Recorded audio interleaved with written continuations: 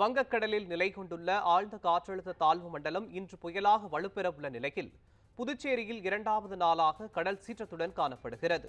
இதுகுறித்த கூடுதல் விவரங்களை நமது செய்தியாளர் ராஜகுமார் வழங்க கேட்கலாம்.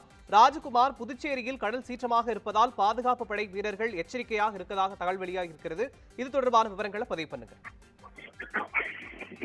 வங்கக்கடலில் நிலை கொண்டுள்ள ஆழ்ந்த காற்றழுத்த தாழ்வு மண்டலம் இன்று புயலாக வலுப்பெற உள்ள நிலையில் புதுச்சேரியில் நேற்று மாலை முதல் மழை ஓய்ந்திருந்தாலும் இரண்டாவது நாளாக கடும் சீற்றத்துடன் காணப்படுகிறது.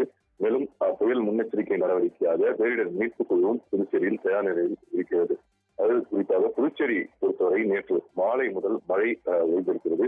எனினும் புதுச்சேரி கடல் இன்று இரண்டாவது நாளாக கடும் சீற்றத்துடன் காணப்படுகிறது. கடல் அலைகள் 2 மீட்டர் உயரம் வரை ஆர்ப்பரித்துக் கொண்டு நோக்கி வருகின்றன. மேலும் இந்த கடல் சீற்றம் காரணமாக புதுச்சேரி கடற்கரை சாலை நேற்று மாலை மூடப்பட்டது. ஏராளமான காவல்துறை நேற்று மாலை பாதுகாப்பில் ஈடுபட்டுள்ளனர். இந்நிலையில் இன்று காவல்துறையினர் பாதுகாப்பையும் மீறி ஏராளமான சுற்றுலா பயணிகள் புதுச்சேரி கடற்கரைக்கு சென்று ஆபத்தை உணராமல் கடலில் செல்ஃபி எடுத்தும் வருகின்றனர். மேலும் புதுச்சேரி கடற்கரை சாலையில் போலீசாரின் எச்சரிக்கையை மீறி இதுபோன்று செய்வது ஆபத்தை ஏற்படுத்தக்கூடிய நிலையும் ஏற்பட்டது.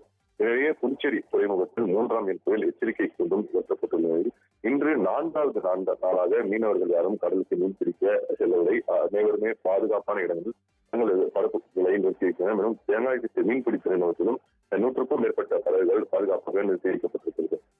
கனமழை மற்றும் புயலை எதிர்கொள்வதற்காக அரக்கோணத்தில் இருந்து 25 பேர் அடங்கிய பேரிடர் மீட்பு குழுவும் ஒரு கம்பெனி புதுச்சேரி தற்போது தயார் நிலையில் இருக்கிறார்கள். இது தவிர காரைக்காலிலும் பேரிடர் மீட்பு குழுவினர் தயார் நிலையில் இருக்கின்றனர். அதே போல தாழ்வான பகுதிகளில் வசிக்கும் பொதுமக்கள் தங்குவதற்காக புதுச்சேரியை பொறுத்தவரை 121 நிவாரண முகாம்களும் அமைக்கப்பட்டு தற்போது தயார் நிலையில் இருக்கிறது.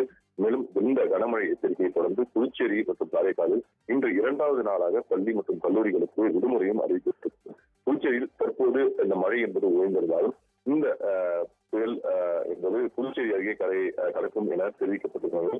புதுச்சேரியில் அனைத்து முன்னெச்சரிக்கை நிலையிலும் தயார் நிலையில் இருக்கிறது. அனைத்து அரசு துறை இயந்திரங்களும் தற்போது தயார் நிலையில் வைக்க முதலமைச்சர் ரங்கசாமி உத்தரவு பிறப்பித்திருக்கிறார்.